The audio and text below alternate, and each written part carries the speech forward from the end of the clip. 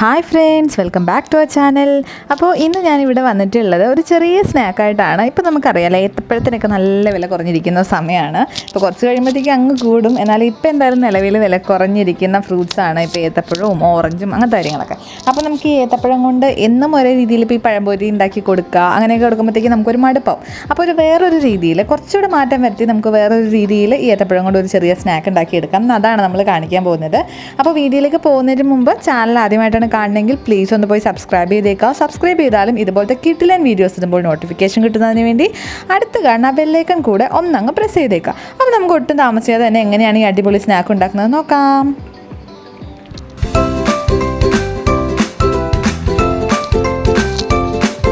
നമുക്കിത് ഉണ്ടാക്കാനായിട്ട് തുടങ്ങാം. അതിന് വേണ്ടിയിട്ട് ഞാനിവിടെ ഒരു പാൻ അടുപ്പത്ത് വെച്ചിട്ടുണ്ട്. നോൺ സ്റ്റിക്കിൻ്റെ പാൻ വയ്ക്കുവാണെങ്കിൽ അതാണ് നല്ലത്, അടിയിൽ പിടിക്കാനുള്ള സാധ്യത ചിലപ്പോൾ ഉണ്ട്.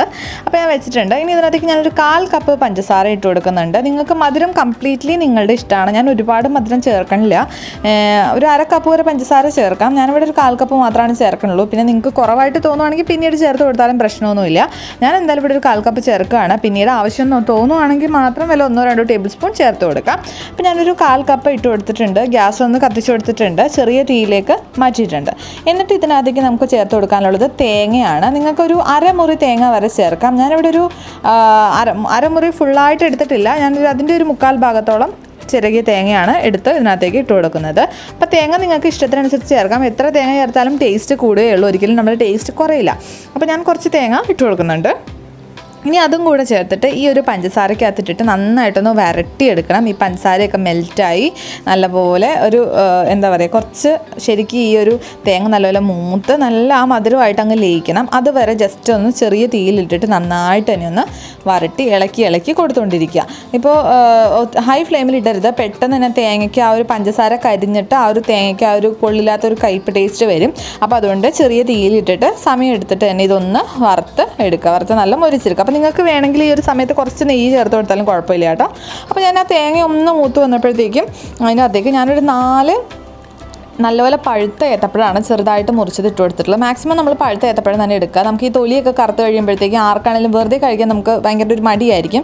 മിക്കവാറും ആൾക്കാർക്കുണ്ട്, എനിക്ക് ഇഷ്ടമില്ല തൊലി കറുത്ത് കഴിഞ്ഞാൽ പിന്നെ കഴിക്കാനായിട്ട്. അപ്പോൾ എല്ലാവർക്കും തന്നെ അതുപോലെയാണെന്നാണ് എനിക്ക് തോന്നുന്നത്. അപ്പോൾ അങ്ങനത്തെ ഒരു അവസ്ഥയിലേക്ക് ആ ഒരു പഴമൊക്കെ നമുക്ക് ഈ ഒരു കാര്യത്തിന് വേണ്ടിയിട്ട് യൂസ് ചെയ്യാനായിട്ട് പറ്റും. അപ്പോൾ ഒരു 4 പഴം ഞാൻ എടുത്തിട്ടുണ്ട്. അത്യാവശ്യം വലിപ്പമുള്ള പഴമാണ്. അത് ഞാനിങ്ങനെ ചെറുതായിട്ട് മുറിച്ച് ഇതിനകത്തേക്ക് ഇട്ട് കൊടുക്കുകയാണ്. ഇട്ട് കൊടുത്തിട്ട് ഇനി ഇത് നന്നായിട്ട് ഈ പഴമൊക്കെ ശരിക്കും ഒന്ന് വേവണം കേട്ടോ. ശരിക്കും വെന്തിട്ട് വേണം നമുക്ക് ബാക്കി കാര്യങ്ങൾ ചെയ്യാനായിട്ട്. ശരിക്കും ഈ ഒരു കളറൊക്കെ മാറി നല്ലൊരു മഞ്ഞ കളറിലേക്ക് വരണം. അപ്പം നമ്മളൊന്ന് ജസ്റ്റ് ഇളക്കി കൊടുത്തോണ്ടേ ഇരിക്കുക. അപ്പോൾ കുറച്ചധികം പഞ്ചസാര ചേർത്തിട്ടുണ്ടെങ്കിൽ ആ പഞ്ചസാരയുടെ ആ ഒരു വെള്ളം ഇതിനകത്ത് ഉണ്ടാവും. അപ്പോൾ ആ ഒരു സമയത്ത് ആ ഒരു വെള്ളത്തിൽ കിടന്ന് ശരിക്കും ഇതങ്ങ് വെന്ത് അലിഞ്ഞോളും. അപ്പോൾ നമ്മൾ അത്ര പഞ്ചസാര ചേർത്ത് കൊടുത്തിട്ടുള്ളത് അതുകൊണ്ട് ഇങ്ങനെ മെൽറ്റായിട്ട് അതിനകത്ത് കിടന്ന് വേവാൻ പാകത്തിനുള്ളൊരു വെള്ളം ഇതിനകത്ത് ഉണ്ടാവില്ല. അപ്പോൾ ഈ ഒരു രീതിയിൽ നമ്മൾ ഇടയ്ക്കിടയ്ക്ക് ഇളക്കി കൊടുത്തുകൊണ്ടിരിക്കണം. എന്നിട്ട് ഇതിനകത്തേക്ക് ഞാൻ കുറച്ചൊരു ഫ്ലേവറിന് വേണ്ടിയിട്ട് കുറച്ച് ഏലക്ക പൊടിച്ചത് ചേർത്ത് കൊടുക്കുന്നുണ്ട്. അപ്പോൾ നിങ്ങൾക്ക് ഇഷ്ടമാണെങ്കിൽ മാത്രം ചേർത്ത് കൊടുത്താൽ മതി. അപ്പം നിങ്ങൾക്ക് എത്രയ്ക്ക് അതിൻ്റെ ഫ്ലേവർ ഇഷ്ടമാണോ അതിൻ്റെ രീതിയിൽ അളവിൽ വ്യത്യാസം വരുത്താം. ഞാനിപ്പോൾ ഏകദേശം ഒരു ടീസ്പൂണോളം ഏലക്ക പൊടിച്ചത് ചേർത്ത് കൊടുത്തിട്ടുണ്ട്. എനിക്ക് ആ ഒരു സ്മെല്ല് ഭയങ്കര ഇഷ്ടമാണ് ഇങ്ങനത്തെ ഡിഷിലൊക്കെ വരുമ്പോൾ.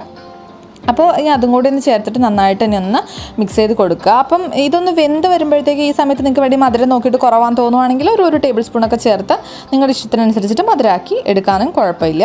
അപ്പോൾ ഇതിനകത്ത് കണ്ടു ഇതിപ്പോൾ വെന്ത് വരാനുള്ള ഒരു വെള്ളം ഇതിനകത്ത് ഇല്ല. അപ്പോൾ ഈ ഒരു സമയത്ത് നിങ്ങൾക്ക് വേണമെങ്കിൽ ഇപ്പോൾ ഈ പഞ്ചസാര ഒരു 1/2 കപ്പൊക്കെ ചേർത്ത് കൊടുത്തിട്ടുണ്ടെങ്കിൽ അതിൻ്റെ ഒരു വെള്ളം വാട്ടർ കണ്ടൻറ്റ് ഉണ്ടാവും. അപ്പോൾ നമുക്ക് അത്യാവശ്യം ഇത് വെന്ത് കിട്ടിക്കോളും. അപ്പോൾ ഈ ഒരു ഞാൻ ഈ ഒരു 1/4 കപ്പ് പഞ്ചസാര ഇട്ട് കൊടുത്തപ്പോൾ അത്രയ്ക്ക് ഉണ്ടായിരുന്നില്ല. അതുകൊണ്ട് ഞാൻ അതിനകത്തേക്ക് കുറച്ച് ചൂടുവെള്ളം ഒരു 1/2 കപ്പ് ചൂടുവെള്ളം തിളപ്പിച്ചിട്ടുണ്ടായിരുന്നു. എന്നിട്ട് അതിനകത്ത് പകുതി ഞാൻ ആദ്യം ഒഴിച്ചു കൊടുത്തു. എന്നിട്ട് അതൊന്ന് മിക്സ് ചെയ്ത് നോക്കി. അപ്പോൾ വാട്ടർ കണ്ടൻറ്റ് എന്നിട്ടും എത്തുന്നില്ല എന്ന് തോന്നിയപ്പോൾ ഞാൻ ബാക്കിയും കൂടെ, അതായത് ഞാൻ 1/2 കപ്പ് ചൂടുവെള്ളം ഇതിനകത്തേക്ക് ചേർത്ത് കൊടുത്തിട്ടാണ് ശരിക്കും ഒന്ന് വേവിച്ചെടുത്തത്. അപ്പോൾ നിങ്ങൾ പഞ്ചസാര അതനുസരിച്ച് ചേർക്കുന്നുണ്ട് എങ്കിൽ, അല്ലെങ്കിൽ നിങ്ങൾക്ക് ഇങ്ങനെ ഇത് വെന്ത് കിട്ടിയിട്ടുണ്ടെങ്കിൽ വെള്ളം ചേർത്തില്ലെങ്കിലും കുഴപ്പമില്ല. ഇനി വെള്ളം ചേർത്താലും കുഴപ്പമില്ല, അതങ്ങ് വറ്റിപ്പോക്കോളും, പെട്ടെന്ന് തന്നെ വറ്റിക്കോളൂ കേട്ടോ. അപ്പോൾ ഞാൻ ആ ഒരു വെള്ളം ചേർത്തിട്ട് ഒന്ന് മിക്സ് ചെയ്ത് നോക്കിയപ്പോൾ അത്രയ്ക്ക് വെള്ളം പോരാന്നുണ്ടായിരുന്നു. അപ്പോൾ ഞാൻ ആ ചൂടാക്കി വെച്ച ബാക്കിയുള്ള വെള്ളം കൊണ്ട്, അതായത് ഞാൻ ആദ്യം ഒരു 1/4 കപ്പ് ഒഴിച്ചു, ഇനി ബാക്കി ഒരു 1/4 കപ്പും കൂടെ ചേർത്ത് എക്സ്ട്രാ ഇങ്ങോട്ട് ചേർത്തിട്ടാണ് ഞാനിതൊന്ന് വേവിച്ച് എടുക്കുന്നത്. അപ്പോൾ നിങ്ങൾക്ക് ഇതിൻ്റെ ഒരു വേവ് അനുസരിച്ചിട്ട് നിങ്ങൾ എടുക്കുന്ന ആ ഒരു ഏത്തപ്പഴത്തിൻ്റെ എണ്ണവും അളവൊക്കെ അനുസരിച്ചിട്ട് ഈ ഒരു വെള്ളത്തിൻ്റെ അളവിൽ ചെറിയ വ്യത്യാസങ്ങളൊക്കെ വരും. അപ്പോൾ ഇനിയിപ്പോൾ വെള്ളം കൂടുതലായപ്പോൾ അതങ്ങ് വറ്റിപ്പോക്കോളും, ഒട്ടും പേടിക്കാനൊന്നുമില്ല. ബാക്കി കാര്യങ്ങളൊക്കെ ചേർക്കുമ്പോൾ കറക്റ്റ് കൺസിസ്റ്റൻസി ആയിക്കോളും. അപ്പോൾ ഞാൻ ആ ഒരു വെള്ളം കൂടെ ചേർത്തിട്ട് ഇതിനെ നന്നായിട്ട് തന്നെ ഒന്ന് ശരിക്കും മിക്സ് ചെയ്ത് ഒന്ന് വേവിച്ച് എടുക്കുന്നുണ്ട്. അപ്പോൾ ഇതിപ്പോൾ നന്നായിട്ട് തന്നെ ഒന്ന് വെന്ത് കിട്ടിയിട്ടുണ്ട് കണ്ടോ. ഈ ഒരു രീതിയിൽ കളർ ശരിക്കും മാറി, ആ ഒരു പച്ച കളറൊക്കെ അങ്ങ് മാറിയിട്ട് നല്ലൊരു മഞ്ഞ കളറിലേക്ക് വന്നിട്ടുണ്ട്. ഏത്തപ്പഴത്തിൻ്റെ ഒരു പച്ച കളർ എന്ന് പറഞ്ഞാൽ വേറൊരു ഷെയ്ഡല്ലേ, ഒരു ഓറഞ്ച് പോലത്തെ ഒരു ഷെയ്ഡ്, അത് സ്കിൻ കളറിൻ്റെ ഒക്കെ ഷെയ്ഡ്, അതൊക്കെ മാറി നല്ലൊരു മഞ്ഞ കളർ, ശരിക്കും ഒരു പുഴുങ്ങിയ പഴം അല്ലെങ്കിൽ നമ്മൾ നെയ്യിലിട്ട് വരട്ടിയ പഴമൊക്കെ പോലെ ആയിട്ടുണ്ട്. അപ്പോൾ നിങ്ങൾക്ക് വേണമെങ്കിൽ കുറച്ച് നെയ്യ് കൂടെ ഒഴിക്കാൻ ടേസ്റ്റ് ഇഷ്ടമാണെങ്കിൽ, എനിക്ക് അത്രയ്ക്ക് ഇഷ്ടമല്ല നെയ്യ് വരുമ്പോൾ ഭയങ്കര ഒരു ബുദ്ധിമുട്ടാണ്, പെട്ടെന്നൊരു മടുപ്പ് പോലെ തോന്നും. അതുകൊണ്ട് എനിക്ക് ഇഷ്ടമില്ലാത്തതുകൊണ്ടാണ് ഞാൻ ചേർത്ത് കൊടുക്കാത്തത്. അപ്പോൾ ഇത്രയും ആയി കഴിഞ്ഞ് കഴിഞ്ഞപ്പോഴത്തേക്കും ഞാൻ ഇതിനകത്തേക്ക് നമ്മുടെ അടുത്ത ഇൻഗ്രീഡിയൻറ്റ് എന്ന് പറയുന്നത് അവലാണ്. നമ്മുടെ ഈ അവലൊക്കെ നമുക്ക് കോമൺ ആയിട്ട് മിക്കവാറും വീടുകളിൽ കാണാറുണ്ട്. ഇനിയിപ്പോൾ അവലില്ല എങ്കിൽ പേടിക്കാനൊന്നും ഇല്ല. നമുക്ക് ഇത്രയും കാര്യങ്ങൾ ചെയ്ത് അടുപ്പിൽ നിന്ന് മാറ്റിയതിന് ശേഷം കുറച്ച് ഗോതമ്പ് പൊടിയോ മൈദയോ എല്ലാം ചേർത്തിട്ട് കുഴച്ചെടുത്താലും പ്രശ്നമൊന്നുമില്ല. പക്ഷെ ഞാനിപ്പോൾ ഇവിടെ ഈ ഒരു അവലാണ് ചേർത്ത് കൊടുക്കുന്നത്. എനിക്ക് അവലാണ് കൂടുതൽ ഇഷ്ടം തോന്നുന്നത്. കാര്യം അവലാകുമ്പോൾ ഉള്ളിലേക്ക് അത്ര വേവ് വന്നില്ലെങ്കിൽ നമുക്ക് പ്രശ്നങ്ങളൊന്നും വരുന്നില്ല. അപ്പം ഞാൻ ആ ഒരു അവൽ ഒരു അരക്കപ്പ് അവൽ ഫുള്ളായിട്ട് ചേർത്ത് കൊടുത്തിട്ടുണ്ട്. അരക്കപ്പ് അവൽ എല്ലാ സൈഡിൽ കൂടെ ചേർത്ത് കൊടുത്ത് 2 പ്രാവശ്യമായിട്ട് ചേർത്ത് കൊടുത്തിട്ട് നന്നായിട്ട് തന്നെ ഒന്ന് എല്ലാ ഭാഗത്തേക്കും മിക്സ് ചെയ്ത് എടുക്കുന്നുണ്ട്. അപ്പോൾ ഗോതമ്പ് മാവും ഈ അവലും തമ്മിലുള്ള വ്യത്യാസം എന്താണെന്ന് വെച്ച് കഴിഞ്ഞാൽ, അവലാണെങ്കിൽ ഉൾഭാഗം ഒത്തിരി വെന്തില്ലാന്ന് വെച്ചാൽ നമുക്ക് പേടിക്കാനില്ല. പക്ഷേ ഗോതമ്പ് മാവാകുമ്പോൾ നമ്മൾ ഒത്തിരി നേരം എടുത്ത് അതിനെ വേവിച്ചെടുത്താൽ മാത്രമാണ് ഉള്ളിലേക്ക് വേവുള്ളൂ. അപ്പോൾ അതനുസരിച്ചിട്ട് ഇതിന് നന്നായിട്ട് തന്നെ ഞാൻ ഈ ഒരു അവലും കൂടെ ചേർത്തിട്ട് മിക്സ് ചെയ്ത് എടുത്തിട്ടുണ്ട്. അപ്പോൾ ഇത്രയേ ഉള്ളൂ നമ്മുടെ കുക്കിംഗ് പരിപാടി. നമ്മൾ തീർന്നിട്ട് നമുക്കിനി ഇതങ്ങ് ഓഫ് ചെയ്യാം. ഗ്യാസ് ഓഫ് ചെയ്തിട്ട് ഇനി നന്നായിട്ട് ഒന്ന് തണുക്കണം. തണുത്ത് കഴിയുമ്പോൾ വേണം നമുക്കിതിനെ ബോളുകളായിട്ട് ഉരുട്ടിയെടുക്കാനായിട്ട്. ഇപ്പോൾ ഞാൻ ഇവിടെ നമ്മുടെ ആ ഒരു പഴത്തിൻ്റെ മിക്സ് നന്നായിട്ട് തന്നെ ഒന്ന് തണുത്ത് വന്നിട്ടുണ്ട്. ഞാനിപ്പം അതിന് വേണ്ടിയിട്ട് ഇവിടെ ഒരു കുറച്ച് ബ്രെഡ് പൊടിച്ച് എടുത്ത് വെച്ചിട്ടുണ്ട്. അപ്പോൾ നമ്മുടെ ഈ ഒരു ബോളിൻ്റെ പുറം ഭാഗം നല്ല ക്രിസ്പി ആയിട്ടിരിക്കും, ഉള്ളിൽ നല്ല സോഫ്റ്റ് ആയിരിക്കും. അപ്പോൾ അതിന് വേണ്ടിയിട്ടാണ് നമ്മൾ ഈ ഒരു ബ്രെഡ് ക്രംസ് ഉപയോഗിക്കുന്നത്. ബ്രെഡ് ക്രംസ് ഞാൻ ഒരു 3-4 ബ്രെഡ് എടുത്തിട്ട് ചുമ്മാ പൊടിച്ചെടുത്തിട്ടുള്ളതാണ്, വറുത്തിട്ടൊന്നുമില്ല, ചുമ്മാ പൊടിച്ചെടുത്തിട്ടുള്ളതാണ്. അപ്പോൾ ഈ ഒരു രീതി ചെയ്യുമ്പോൾ നമ്മൾ പ്രത്യേകിച്ച് വേറെ കോട്ടിങ് കൊടുക്കാത്തത് കൊണ്ട് വറുത്തെടുത്ത് കഴിഞ്ഞ് കഴിഞ്ഞാൽ ഈ ഒരു ബോളിലേക്ക് പിടിക്കാനുള്ള സാധ്യത കുറവാണ്. അതുകൊണ്ടാണ് നമ്മൾ ഈ ഒരു പച്ചയ്ക്ക് തന്നെ ബ്രെഡ് അങ്ങ് എടുക്കുന്നത്.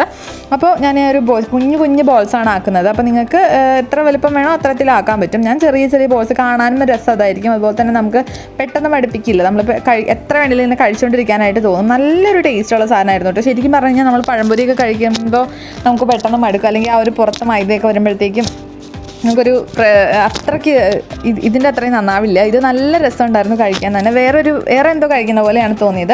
അതുപോലെ തന്നെ വായിലിടുമ്പോഴത്തേക്ക് നല്ല ഉള്ളിൽ നല്ല സോഫ്റ്റ് ആയിട്ട് ഇരിക്കുകയാണ്, പുറം ഭാഗം അത്ര ക്രിസ്പി ആയിട്ടിരിക്കും. നല്ല ടേസ്റ്റ് ഉണ്ടായിരുന്നു കേട്ടോ. നിങ്ങൾ എന്തായാലും ഇതൊന്ന് ട്രൈ ചെയ്ത് നോക്കുക. ഇപ്പോൾ എന്തായാലും ഏത്തപ്പഴത്തിന് നല്ല വില കുറവാണ്. അപ്പം നമുക്ക് വീടുകളിലൊക്കെ ഇപ്പോൾ സുലഭമായിട്ട് കിട്ടുന്ന ഫ്രൂട്ട്സ് എന്ന് പറയാനായിട്ട് ഓറഞ്ചും, എവിടെ ചെന്നാലും ഓറഞ്ചും ഈ ഏത്തപ്പഴമാണ് കൂടുതൽ കിട്ടുന്നത്. അപ്പോൾ ഈ പറഞ്ഞ പോലെ ഏത്തപ്പഴം ഉണ്ടെങ്കിൽ നമുക്ക് എപ്പോഴും ഒരേ രീതിയിൽ തന്നെ ഉണ്ടാക്കി കഴിക്കുമ്പോൾ മടുപ്പാണ്. അതായത് പഴംപൊരി എന്നും പഴംപൊരി ആകുമ്പോഴത്തേക്കും വീട്ടിലുള്ളവർ തന്നെ നമ്മൾ ചവിട്ടി കൂട്ടാൻ തുടങ്ങും. അപ്പോൾ ഒരു വെറൈറ്റിക്ക് വേറൊരു രീതിയിൽ ചെയ്ത് കൊടുക്കുകയാണെങ്കിൽ ഇതൊരു വെറൈറ്റി ആണെന്നുള്ള രീതിയിൽ ചെയ്യും. ഇതിനകത്ത് ഉള്ള സാധനങ്ങളെല്ലാം നല്ലതാണ്. അപ്പോൾ നിങ്ങൾക്ക് കുറച്ച് നട്ട്സൊക്കെ ഇടണമെന്നുണ്ടെങ്കിൽ കുറച്ച് ആണ്ടിപ്പരിപ്പും മുന്തിരിയൊക്കെ ചെറുതായിട്ട് അരിഞ്ഞിട്ട് നെയ്യിൽ വറുത്തിട്ട് കഴിഞ്ഞാലും അടിപൊളിയാണ് കേട്ടോ. അതൊക്കെ ഉണ്ടെങ്കിൽ സൂപ്പറാണ്. പിന്നെ അതൊക്കെ അത്ര റിച്ച് ആക്കുവാണ്. ഇതിപ്പോൾ നമുക്ക് സാധാരണ വീട്ടിലുള്ളത് വെച്ചിട്ട് ഉണ്ടാക്കുകയാണ് ചെയ്യുന്നത്. ഇനി ബ്രെഡ് ഇല്ലയെന്ന് വിചാരിച്ച് കുഴപ്പമൊന്നുമില്ല, അല്ലാതെ ഉരുട്ടി പൊരിച്ചാലും നല്ല അടിപൊളി തന്നെയാണ്. അപ്പോൾ ഈ ഒരു പുറം ഭാഗം ഒന്ന് ക്രിസ്പി ആയിക്കോട്ടെ എന്ന് വിചാരിച്ചിട്ടാണ് ഞാൻ കുറച്ച് ബ്രെഡ് ക്രംസും കൂടെ ചേർത്ത് കൊടുത്തിട്ടുള്ളത്. അപ്പോൾ നിങ്ങൾക്ക് ഉണ്ടെങ്കിൽ മാത്രം അത് ചേർത്ത് കൊടുത്താൽ മതി. ഇപ്പോൾ ഞാൻ മൊത്തത്തിലൊന്ന് അത് ബോളാക്കിയൊക്കെ വെച്ചിട്ടുണ്ട്. ഞാനിവിടെ അത് വറുത്തെടുക്കാൻ വേണ്ടിയിട്ട് കുറച്ച് ഓയിൽ, ഞാൻ സൺഫ്ലവർ ഓയിലാണ് വറുത്തെടുക്കുന്നത്. വെളിച്ചെണ്ണയ്ക്കാണെങ്കിൽ അടിപൊളിയാണ് കേട്ടോ. ഞാൻ കുറച്ച് ഓയിലാണ് ഒഴിച്ചു കൊടുത്തിട്ടുള്ളത് കേട്ടോ.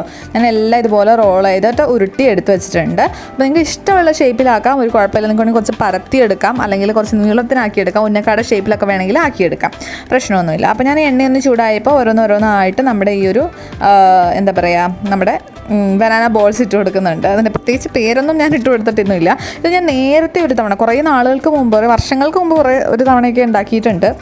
പക്ഷേ ഞാൻ പിന്നീട് അതെങ്ങനെയാണ് ഉണ്ടാക്കുന്നത് എന്നുള്ളതായിരിക്കും മറന്നു പോയിട്ടുണ്ടായിരുന്നു. പിന്നെ ഈ അടുത്ത 1-2 വീഡിയോസൊക്കെ കണ്ടപ്പോഴാണ് ഇതങ്ങനെയായിരുന്നു ഉണ്ടാക്കിയിരുന്നതെന്ന് ഒരു ഓർമ്മ വന്നത്. അപ്പം ഞാനിങ്ങനെ ഈ ഏത്തപ്പഴത്തിൻ്റെ സീസൺ വന്നപ്പോൾ തന്നെ മനസ്സിലാലോചിച്ചിരുന്നു, ഞാൻ അന്ന് എന്തോ ഒരു സംഭവം ഉണ്ടാക്കിയിട്ടുണ്ടായിരുന്നു അവലൊക്കെ വെച്ചിട്ട്. പക്ഷേ അതെന്താണെന്ന് എനിക്കൊരു ഓർമ്മയും കിട്ടുന്നുണ്ടായിരുന്നില്ല. പിന്നെ ഈ അടുത്ത് 1-2 വീഡിയോസൊക്കെ കണ്ടപ്പോഴാണ് ഇത് അങ്ങനെയായിരുന്നു എന്നുള്ളൊരു ഓർമ്മ വന്നത്. എന്നാൽ പിന്നെ അത് നിങ്ങളെയും കൂടെ കാണിക്കാമെന്ന് വിചാരിച്ചു. എന്തായാലും വീട്ടിലിങ്ങനെ ഏത്തപ്പഴം ഇരുന്നപ്പോൾ എന്തായാലും ഉണ്ടാക്കി നോക്കാം, വെറുതെ ഇരുന്നിങ്ങനെ പോവുകയാണല്ലോ. അപ്പം എനിക്കൊന്നും ആണെങ്കിലും ഏത്തപ്പഴം പുഴുങ്ങുന്നതൊന്നും അത്രയ്ക്ക് ഇഷ്ടമില്ല. പഴംപൊരി മാത്രമാണ് എനിക്ക് കൂടുതൽ ഇഷ്ടം എന്ന് പറയാനായിട്ടുള്ളത്. വെറുതെ ആണെങ്കിൽ ഏത്തപ്പഴം കഴിക്കുമ്പോൾ നമുക്ക് ഭയങ്കര ബുദ്ധിമുട്ടാണ്. അപ്പോൾ എന്നാൽ പിന്നെ ഇങ്ങനെ ഒന്ന് ആക്കി നോക്കാം എന്ന് വിചാരിച്ചു. അപ്പോൾ എന്തായാലും നല്ല ടേസ്റ്റ് ഉണ്ടായിരുന്നു, നല്ലൊരു ടേസ്റ്റുള്ള സാധനമാണ് കേട്ടോ. നിങ്ങളെല്ലാവരും ട്രൈ ചെയ്ത് നോക്കണം. മീഡിയം ടു ലോ ഫ്ലെയിമിൽ ഇട്ടിട്ട് വേണം ഇത് കുക്ക് ചെയ്തെടുക്കാനായിട്ട്. എന്നാലാണ് നല്ലപോലെ മുരിയും ഉള്ളൊക്കെ ഒന്ന് നല്ല സോഫ്റ്റായിട്ട് വരികയൊക്കെ ചെയ്യുള്ളൂ. അപ്പോൾ ശരിക്കും ഒന്ന് മീഡിയം ടു ലോയിൽ ഇട്ടിട്ട് വേണം ഇതൊന്ന് തിരിച്ചും മറിച്ചിട്ടെടുത്ത് പുറം ഭാഗം നല്ലൊരു ഗോൾഡൻ ഷെയ്ഡ് ആവുന്നത് വരെ ശരിക്കും ഒന്ന് അങ്ങോട്ടും ഇങ്ങോട്ടും തിരിച്ചും മറിച്ചിട്ട് കൊടുക്കുക. അപ്പം ഹൈ ഫ്ലെയിമിൽ ഇട്ടിട്ട് കഴിഞ്ഞാൽ ഈ പുറം ഭാഗം പെട്ടെന്ന് അങ്ങ് കരിയും, ഉള്ളങ്ങ് സുഖാവില്ല. ഉള്ളൊന്നും വേവാനായിട്ടുള്ള സംഭവങ്ങളൊന്നും ഇല്ല. പക്ഷെ നിങ്ങൾ ഈ ഒരു റൈസ് ഫ്ലേക്സിന്, അതായത് നമ്മൾ അവലിന് പകരം ഗോതമ്പ് മാവാണെങ്കിൽ ശരിക്കും കെയർ ചെയ്തിട്ട് തന്നെ ഇത് വേവിക്കണം. കാര്യം ഗോതമ്പ് മാവ് ഉള്ളിൽ വേവണം എന്നുണ്ടെങ്കിൽ കുറച്ച് നേരം കിടക്കണം കേട്ടോ.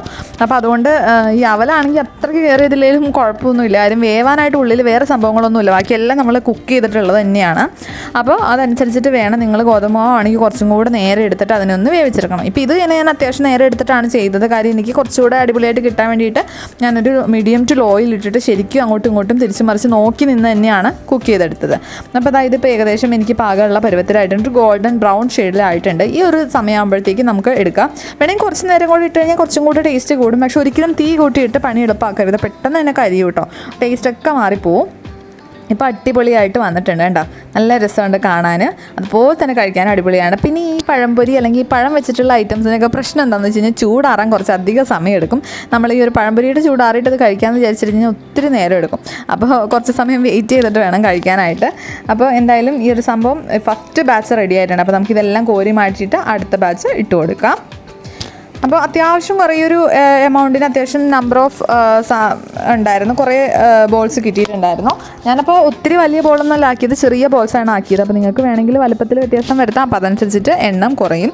അപ്പോൾ എനിക്ക് ഒത്തിരി വലുത് ഇങ്ങനെ ഉണ്ടാക്കി വെച്ചിട്ട്, പഴംപൊരി ആണെങ്കിൽ ഞാൻ മാക്സിമം പഴം ചെറുതായിട്ട് അരിഞ്ഞിട്ടാണ് പഴംപൊരി ഉണ്ടാക്കാറ്. കാര്യം ഇല്ലെങ്കിൽ പെട്ടെന്ന് തന്നെ മടുത്ത് പോകും കേട്ടോ, അതുകൊണ്ടാണ് ഞാൻ അങ്ങനെ ചെയ്യാറ്. അപ്പോൾ അങ്ങനെ ചെയ്യുമ്പോൾ നമുക്ക് കഴിക്കാനും ഇൻട്രസ്റ്റ് കൂടും.